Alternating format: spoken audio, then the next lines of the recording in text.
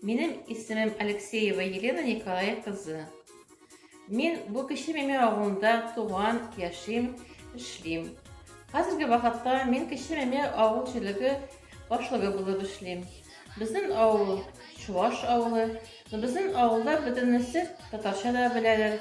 Без татарча җырлыйбыз да, биебез дә, бәйрәмнәрне үткәрәбез. Татарча өйрәнгән мин инде кечкенәдән. Минем дусларым да татарлар иде.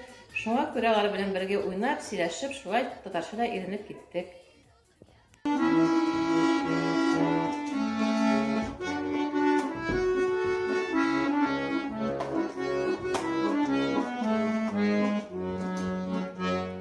Туган якка ютатамын, туган як, мин күзел газиз якка, туган як, җир җиләкләре пешкән як, туган як, ашыгам каенлыкка, туган як, талпына күңел, талпына ашкына, ясу